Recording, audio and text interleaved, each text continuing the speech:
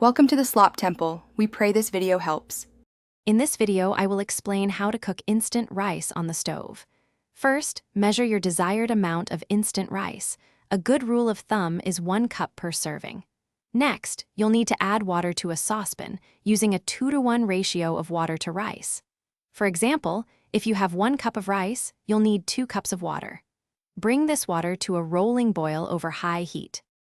Once your water is at a rolling boil, it's time to add the instant rice.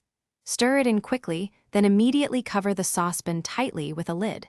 This is crucial for proper cooking. Reduce the heat to its lowest setting right away. Let the rice simmer gently for about 5 to 10 minutes or until all the water has been absorbed. Don't lift the lid during this time. After the simmering time, remove the saucepan from the heat but keep the lid on. Let the rice rest, still covered, for an additional 5 minutes. This allows the steam to finish cooking the grains and ensures a perfect texture. Finally, remove the lid and gently fluff the rice with a fork.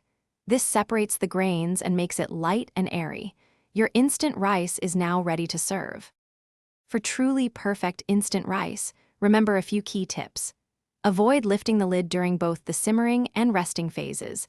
This traps the steam essential for cooking. You can slightly adjust the water-to-rice ratio if you prefer a firmer or softer texture. Adding a pinch of salt to the water before boiling enhances the flavor. A small pat of butter or a drizzle of olive oil stirred in at the end also adds richness. Thanks for watching.